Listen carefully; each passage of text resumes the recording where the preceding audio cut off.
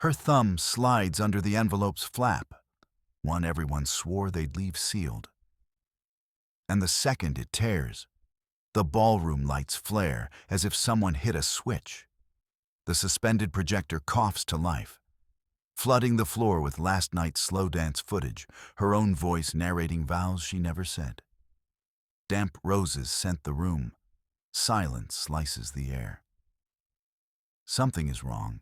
Why is her fear on screen? And who chose to wake the projector now? Chairs scrape softly as a waiter in a midnight waistcoat angles his tray to keep the reflected light from spilling onto the tablecloths. The band, sensing a beat change, lets the violin trail die before planting his bow back down, keeping the waltz steady, familiar. People glance past the projector the way you do after a lightning strike. Older cousins pat their menus, mothers smooth napkins. The best man straightens his cufflinks twice because that's what you do before you toast. She tilts her head, letting the hum of whispered, perfumed voices brush past her, breathing as if the room were a lung she knows how to fill. Outside, the rain that had been threatening finally settles into a soft, persistent drum on the tented walls, a rhythm that has underscored every reception she can remember. In the middle of it all, the projector keeps running, its glow regular, a slow pulse keeping the floor's gloss intact. No one yells, no one runs. The ballroom keeps its cadence, and the night, for now, just keeps spinning on the promises they have stood before. Outside the little apartment, Alex had already draped the balcony with fairy lights and a string of paper cranes fluttering whenever the night breeze sneaked through. Inside, I lined up the cards on the coffee table, the room filling with the smell of baking bread that Maya had brought. When Alex asked if anyone wanted a refill, Maya volunteered to go grab more sparkling water from the kitchen. Instead, she ducked down the hallway, phone pressed to her ear like a secret talisman. Her smile stayed in place, but her footsteps cut off sharply when I stepped toward the doorway, keeping it half open just long enough to see her shoulder brush the edge of her old roommate's door before she slid back and said, "I'll be right back." Without meeting my eyes, I let the hallway close behind her and settled onto the couch beside Alex. "You always pre-game with hydration," I joked, trying to keep my voice even. Alex grinned, but even he was watching the hallway, waiting for Maya to return. When she came back with the water, her explanation, "Nate was asking about the old camping spot again," sounded rehearsed. And the way she set the bottles down too carefully, like she didn't want anything to rattle, made my stomach tighten. We started the card game. Each round, Maya and Alex traded glances over the board, both saying "good move" at the exact same moment, their fingers brushing. I matched them with fake laughter. But when Maya reached for the deck, the bracelet on her wrist caught the string of lights and the little brass charm jingled, distracting me for a second. That small sound echoed louder than it should have. Alex's eyes flicked to the hallway, then back to Maya, and when I asked, "You okay?" the pause before her answer thickened the air. The emotional spike came when Maya excused herself to the bathroom a beat before the final round ended. Alex followed her into the hallway, far enough so I could hear his low voice. "You said tonight was about us, not whatever that was." I stood, the deck of cards crinkling as I clenched them in my hand. My tongue wanted to demand answers, but the rest of the group, Jess, already back to shuffling snacks, kept laughing obliviously, unaware of the sharp edges of silence forming between us. I forced a smile for the table, pushing the cards toward Jess. "Let's just finish this, yeah?" I said. And the sound of my voice tearing a little made me realize I hadn't been on edge this entire time by accident. Maya returned with her eyes bright but hollow, and the three of us dove back into the game. The small victory came when Alex accidentally spilled his drink, and we all jumped up to help wipe the floor, laughing together. It was a relief that concrete and quick, the floor clean, the laughter real, no questions asked. It wasn't trust restored, but dabbing the puddle felt like a shared mission, a temporary truce. Through the rest of the night, I kept my distance when Maya leaned toward Alex. But I kept the conversation flowing, dropping little reminders about our plans for Saturday, just to keep the current steady. The betrayal remained undefined, but the awareness now sat between us like a third presence. I didn't have proof, and I didn't let suspicion fully bloom into accusation. Still, the hesitation in the way I passed the cards, the way I watched Maya's hands, the tiny crack in my laughter, those things were facts now. The group still wanted to enjoy the night, and so did I, even as my gaze stayed on the hallway whenever someone left the room. I intercept Sam by the coat rack while everyone else talks over the appetizer spread. He's mid-wash with a wine glass when I drop the folded napkin with Maya's text thread tucked inside onto the counter. He doesn't look up, just keeps rinsing, the faucet rattling between us until I snap it off. "You told me you weren't going to let this slide," I say, voice tight. "You threw that last-minute trip idea yesterday when I asked about your weekend. The line about the campsite? She's texting Nate at 2 in the morning and swearing it's about saving sleeping bags." Sam turns, eyes flicking to the napkin. "You heard her say that to you?" he asks. I slide the phone screen across the counter, showing the overlapping mention of Nate and the same time Maya claims she was with Alex in the living room. I didn't need to hear. I watched her run to the hall, heard Alex tell her to prioritize them. Then the texts. Nate's thread is time-stamped after the call. The excuses are too neat. He rubs the bridge of his nose, grabs a dish towel, hands it back without drying. "You're saying Maya lied to your face," Sam murmurs. "And to Alex." He glances toward the open living room, where Alex is laughing a little too loud while setting glasses away. "We trusted her in everything." "I know," I reply, and the word feels like it drags air out of me. But trust isn't sheltering someone from proof anymore. You saw Alex lean on Maya. He thinks her attention is on him. We can't keep acting like nothing's wrong. I pull a mark from the napkin. A receipt from the cafe down the street dated last Thursday. The same day Maya swore to Alex she was alone with me for a study session. If the betrayal is romantic, it's with someone Maya's been feeding Alex as a friend. We used to count on that friendship. Now it's the front they hide behind. Sam's mouth tightens. "Once trusted friend," he repeats. "You're sure about Nate?" "Enough," I say. Enough to notice that alibi phrase when he shows up on her phone right when Alex thinks he has her undivided. I'm not ready to walk away. But I need someone who sees the fracture. Someone who'll stop pretending the bridge hasn't cracked. He exhales, drops the towel into the sink. "You pulled me in," he says, "and that means I'm not walking out.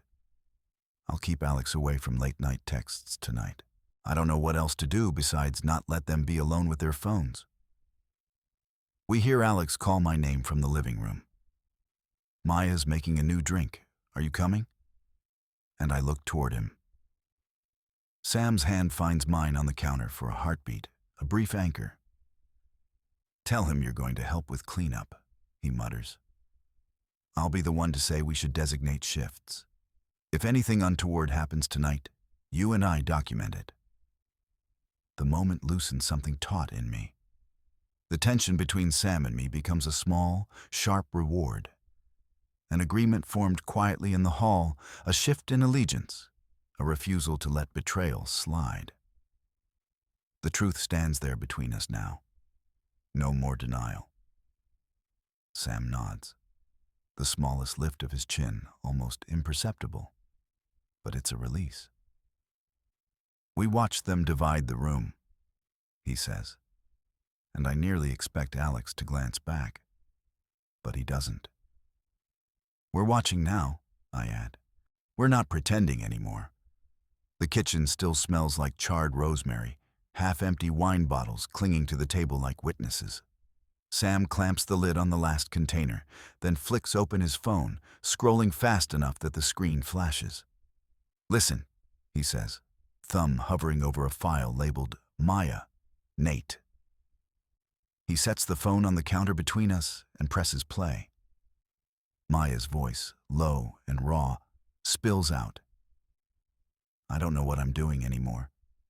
Being with him feels like lying to you, and the lake feels like the only honest place left. The laugh that follows trembles. A second voice, Jordan's, answers. Then stop lying. Come over. The air thickens. I slide the audio player toward the edge of the counter so Alex must step around it when he comes back. Sam grabs 2 mugs and shoves them toward me. We can't sit on this. He wipes a hand over his face and adds, Maya's on the terrace. We walk out together, the concrete still warm under our feet. Sam doesn't let him step forward. Jordan, stay back, he says without looking away from the screen. Jordan's shoulders slump. He turns his back to the terrace, then walks away wordless. Alex walks toward the railing. His jaw trembles. What do you want me to do? He asks, voice barely louder than the recording. Maya drops her hands, palms open. I wanted to believe you, he says, almost to himself. Sam takes in the moment like a breath held too long.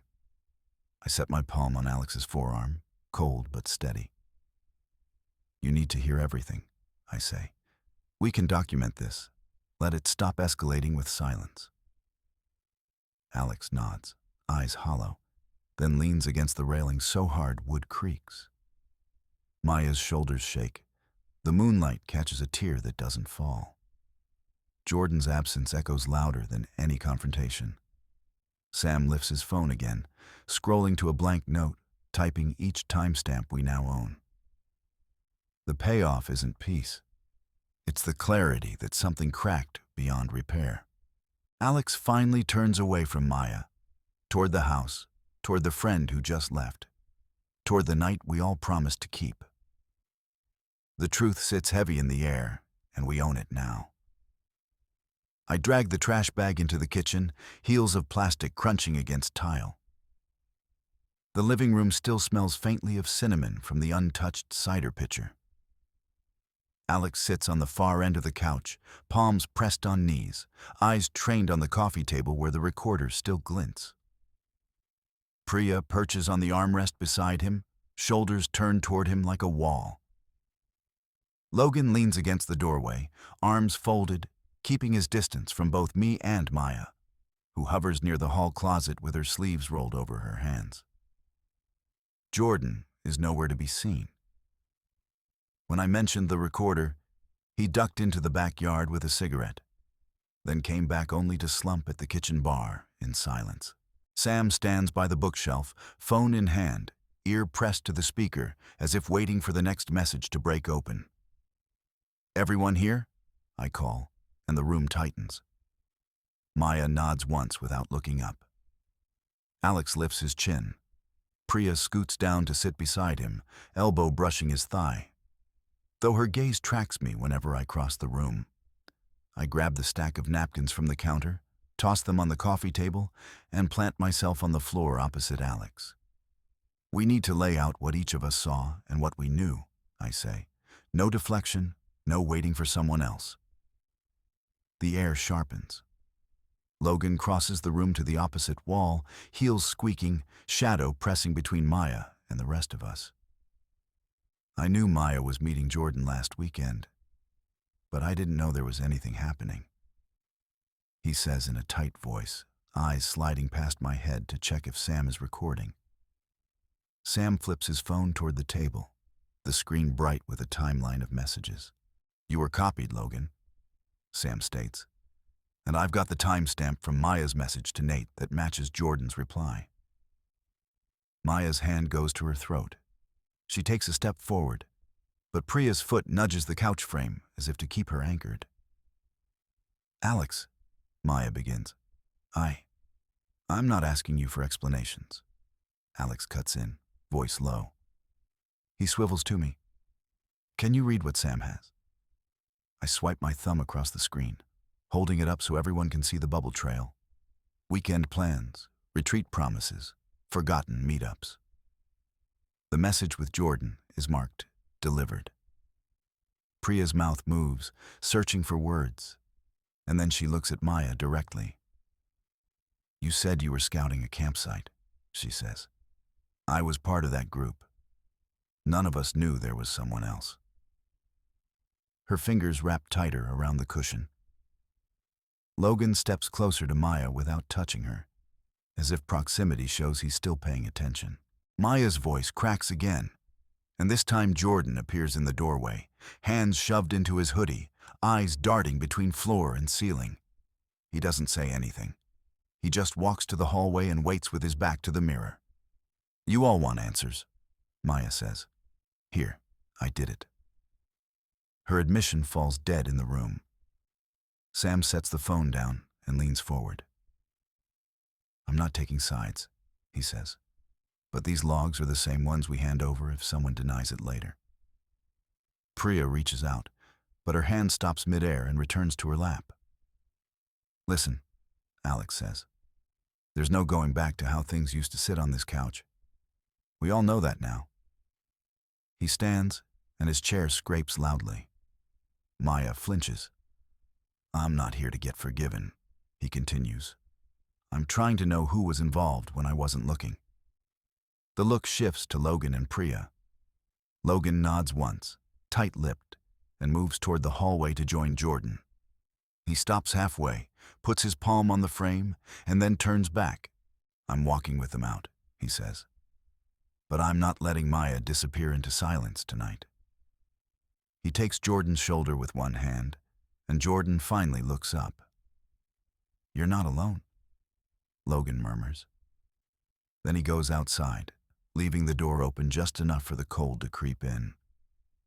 Maya exhales, shoulders sagging, then steps toward the door, only to turn back and sit on the edge of the couch beside Alex, holding the distance guilt now dictates. I crouch beside Sam and nudge the recorder toward the group. This, I say, is the story we're keeping. Priya watches Maya but doesn't reach for her. She simply nods, acknowledging the line she's not crossing. The room settles into a brittle quiet as each of us processes the new structure. Alex, Priya, Logan, Sam with me on one side, and Maya, Jordan, the door on the other. We're still in the same room, but the orbit has changed. The only payoff is the clarity we now share. Who stood where? Who knew what? And the knowledge that any attempt to rebuild must respect that break. The recorder blinks, capturing the resonance of a truth that can't be rewound. The bell over the cafe door shivers as I push inside. Wrist still buzzing from Sam's evening texts. He's already at the corner table, binder open, pencil tapping a column of timestamps the way a heartbeat steadies itself. Steam from the espresso machine fogs the glass for a second before the air clears, and Sam passes the binder across the table. I mark the call length at 9:13 again, he says, just loud enough for me to hear. If Maya or Jordan try to rewrite the night, there's paper that shows how long they were alone. I nod, folding my hands around the takeout cup I grabbed on my way here. It's small, but watching him anchor facts into ink feels like a payoff. Something solid to stop the slip of rumors. Alex slides into the seat opposite me, eyes flicking to the binder before settling on me. He opens his mouth twice, then closes it, as if auditioning words. We need to keep talking like this? He says finally, not asking who. I point at the chair beside Sam. You're protected, I tell him. Not because I'm scared of anyone, but because I'm choosing where to spend my energy. I'm letting go of the circles that demanded silence. That means I can still show up for you if you show up for honesty. He exhales, and the exhale is a release. The first one that doesn't sound like avoidance. I don't want to be the friend who holds in every suspicion, he replies. So tell me what that honesty looks like. I slide the napkin over to him and write 2 rules. No private hours with Maya, no quietly covering for Jordan's disappearances, and every invite to any get-together must include a full guest list. He traces the words with a fingertip, then nods. I'll do it, he says. Priya arrives just as I finish. Her jacket is half on, bag still in her hands, as if she sprinted from the parking lot. I heard you were here, she says, eyes darting between Sam and Alex. I don't want to lose you. I take a breath of cold air from the doorway and step forward. You're one of the connections I'm protecting, I say, but not without terms. She flinches, the temperature in her face rising. Terms? She repeats, voice dropping. I can't be the only one who thinks Maya made mistakes in front of us. Mistakes cost people trust, I reply, keeping my voice level. If you want to keep talking to me, it has to start with admitting what happened in that room. No defending her in front of Alex, no inviting Jordan unless he accepts witnesses, and respect that I'm not reopening the betrayal to anyone else. Her jaw tightens. So, I have to stop saying it was a misunderstanding, she asks. You have to stop pretending it didn't happen, I answer. We're not erasing what's been done. We're choosing who we repair with, and it's the people who say it out loud. The tension peaks there, in the crack between her wanting the old group back and my refusal to build on sand. She swallows, then nods once, fast. Fine, she whispers. I can do that. The little nod is a payoff. No victory music, just the way her shoulders release an inch. Sam drops a pen and unhooks his phone with a grin. I set up the folder you wanted, he tells me, tapping the screen so it lights up with new entries marked ongoing. Anyone asking for the night's logs gets the same copy? No gaps. I fold my hands on the table. Parker felt pen running the rim. Good, I say. We keep the story straight. Then we can keep the people worth keeping. Alex reaches across the table and rests his fingers over mine for a second, the touch a pulse of gratitude. I can do honesty, he murmurs. I meet his gaze without flinching. Then we keep showing up like this, I respond, protecting the friendships that still help us breathe. Priya's phone buzzes, and she answers with the new terms already hovering in her voice. Sam closes the binder, tapping the cover twice, a tiny signal that we're still guarding each other. The bell over the door jingles as we stand. Sam hoists the binder, Alex pulls his coat over his shoulders. Priya stays rooted for a beat longer, fingers curled into the strap of her bag, then finally letting go. We walk out together, but I know what I chose to protect and what will never be forced back in place. The air outside hits wet and cold, but at least this direction has a map. The classroom-sized conference room on the second floor smells of dry erase markers and reheated coffee. I set Sam's laptop in the center, the shared folder open to the timeline document. Alex walks in with a thermos he doesn't bother hiding. He takes the chair opposite me and straightens the stack of printouts I slid toward him. Logs of timestamps, camera stills, Sam's notes on who was where when. He runs a thumb down the highlighted section, where Maya admits everything. I want to know what the plan is for the weekend, he says, eyes flicking to the empty seat where Maya used to sit. He taps the schedule grid I drew up. Public events, group check-ins, no one-on-one meetings outside of documented settings. You have the bracket in front of you, I say, sliding the pen over the columns labeled proofed and witnessed. If a slot doesn't have at least 2 witnesses or our shared calendar alert, don't show up. Period. I'm not making exceptions because I'm still figuring out what I can trust. You want time, it goes in here so everyone knows. I say it like I'm reading from the timeline itself. He nods, shoulders stiff, and takes a black marker to circle the Friday volunteer shift where we'll both be assigned, publicly. Priya breezes in with a stack of flyers for the fundraiser. She drops into my chair with a tired exhale, then goes quiet when she sees the folder. I slide her a copy of Sam's latest summary and the terms list we drafted. No defending Maya when Alex is around, respect the documented timeline, and keep any conversations about what happened within that shared folder before it goes any farther. She reads, one eye on me. You want me to text Alex now so he knows I'm not going to bring her up? She asks. Send it through the group chat, I reply. No side messages. You send the same message to the folder, you know the rule. I slide my phone across the table. She takes a breath, types, and hits send. The message pops into the timeline. I will only talk about the confession in documented settings. I will not defend Maya around Alex. The click of the upload unlocks a quieter sense of control in the room. The hallway door opens.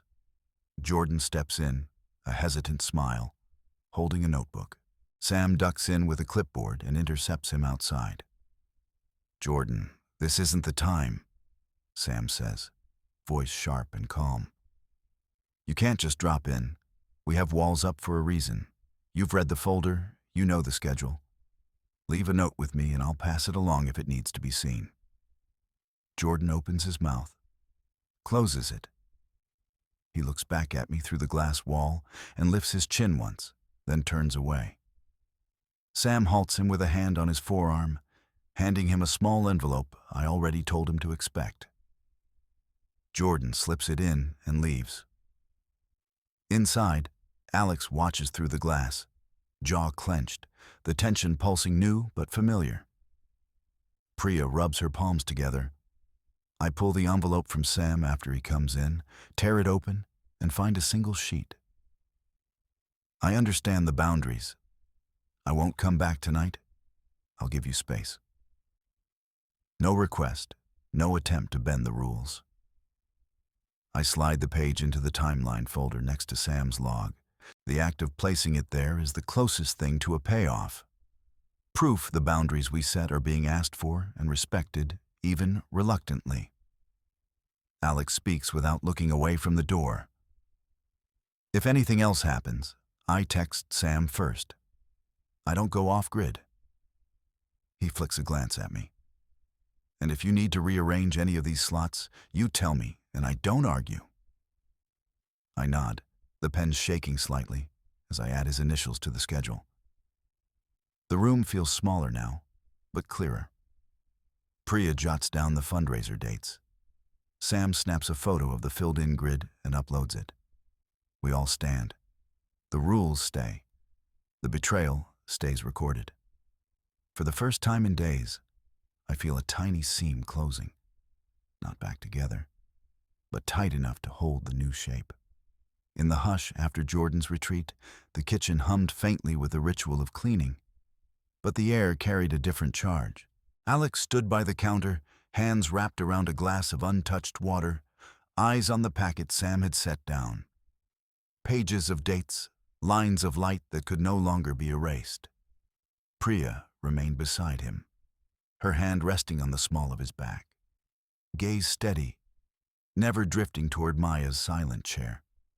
Maya sat alone by the window, shoulders folded inward, the evening light falling across her face like cold ash. I slid the newest entry into Sam's folder, closing the hinge with a soft click that felt like the final turn of a key. Sam nodded, his expression neutral, and the folder went to rest beneath the lamp, ready for any future shadow. Logan, avoiding across-the-room glances, stood near the door, offering a curt nod as Jordan slipped into the night, envelope gripped, eyes on the pavement. Alex met my gaze, lips pressing together before he spoke. No apologies, no promises. Only a quiet determination. He and Priya walked toward the doorway together, the schedule of witnessed meetings and documented hours guiding their steps. And as the door closed behind them, Maya remained with the silence that finally belonged to her alone.